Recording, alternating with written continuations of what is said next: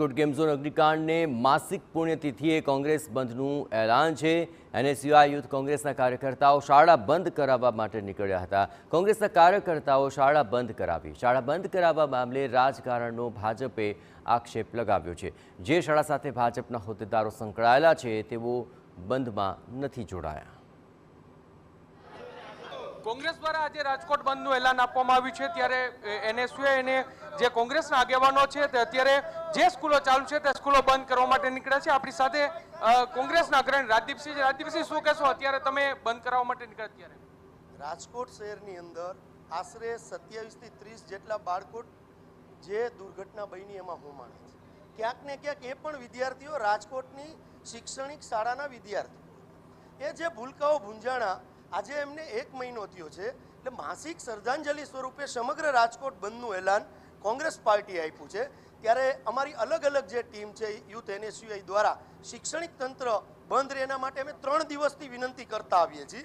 રાજકોટની 90% શાળાઓ બંધ છે, જેમાં આપને મીડિયાના માધ્યમથી કહું તો મોટા મોટી સંસ્થા આરકેસી, એસએનકે, નિર્મલા આવી બધી સંસ્થાઓ બંધ છે, પણ ક્યાંક ભારતીય જનતા પાર્ટીના લોકો ક્યાંક ટ્રસ્ટી તરીકે હોય અને શ્રદ્ધાંજલિ સ્વરૂપે પણ રાજકારણ કરવું હોય એવી સંસ્થાઓ ચાલુ છે, જે અમે હાથ જોડી અને વિનંતી કરીએ છીએ કે આ શાળા તમે બંધ રાખો। કાલ સવારે તમારું પણ બાળક હશે, એમાં પક્ષાપક્ષી નહીં હોય, કોંગ્રેસ હશે કે ભાજપ હશે, તો તમે આ વિનંતી કરી અને તમે એને બંધ રાખો। એ બાબતે અમે બધે હાથ જોડીને વિનંતી કરી અને સ્કૂલો બંધ કરાવીએ છીએ। સ્પષ્ટપણે રોહિત આપણી સાથે છે। રોહિત, શું કહેશો, અત્યારે જે રીતે વિરોધ થઈ રહ્યો છે?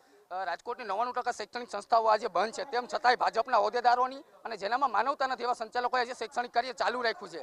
ત્યારે અમે સંચાલકોને 2 હાથ જોડીને વિનંતી કરી રહ્યા છીએ કે ભાઈ રાજકોટના 27 જેટલા જે મૃતકો છે એમના શ્રદ્ધાંજલિ સ્વરૂપે આપણે માનવતા દાખવીએ અને આજે સ્કૂલ શૈક્ષણિક કાર્ય બંધ રાખીએ અને ખરેખર ભવિષ્યમાં મારા બાળકો સાથે કે ભાઈ સાથે ન થાય એના માટેનો અમારો પ્રયાસ છે અને અમે સંચાલકોને રિક્વેસ્ટ જ કરી રહ્યા છીએ અને સંચાલકો અમને સમર્થન આપી રહ્યા છે।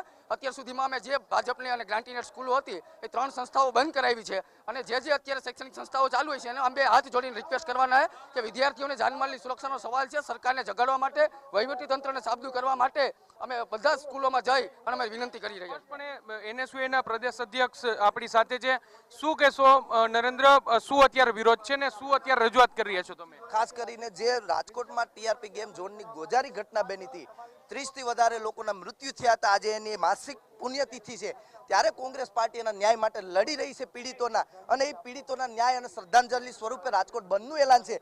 ત્યારે આજે તમામ રાજકોટની સ્કૂલ કોલેજો બંધ છે, 95%। 5% સ્કૂલો એવી છે કે જે ભારતીય જનતા પાર્ટીના આગેવાનોની અથવા તો કોઈ સરકારી સંસ્થાઓ છે, પણ એ પણ એનું જમીર જીવતું છે, એટલા માટે થઈ અને એવી રિક્વેસ્ટ કરે કે તમે આવો, અમે છોડી દઈશું, અમારી મજબૂરી છે, પણ બધી લગભગ સંસ્થાઓ બંધ થાય છે અને બંધ કરાવીને રહીશું અમે। સ્પષ્ટપણે એટલે જે એનએસયુઆઈ અને યુથ કોંગ્રેસ છે તેમના દ્વારા જે પણ શૈક્ષણિક સંસ્થાઓ છે તે અત્યારે ચાલુ છે તેને બંધ કરવામાં આવી રહ્યું છે। આપ જે પ્રકારે દ્રશ્ય જોઈ રહ્યા છો કે પીડિત પરિવારને ન્યાય માટે સ્કૂલ બંધ છે, આ પ્રકારનું એનએસયુઆઈ અને યુથ કોંગ્રેસ છે તેમના દ્વારા પોસ્ટર છે તે સ્કૂલમાં લગાવી દેવામાં આવ્યું છે। રાજકોટની વિસ્ડમ સ્કૂલ ખાતે અત્યારે જે યુથ કોંગ્રેસના કાર્યકર્તાઓ છે તે પહોંચે છે અને જે પણ શાળાઓનું શૈક્ષણિક કાર્ય આજે ચાલુ છે તે શૈક્ષણિક કાર્ય છે તે બંધ કરાવવામાં આવી રહ્યું છે। કેમેરા પર્સન ભાવેશ લશ્કરી સાથે મોહિત ભટ્ટ, TV9 રાજકોટ।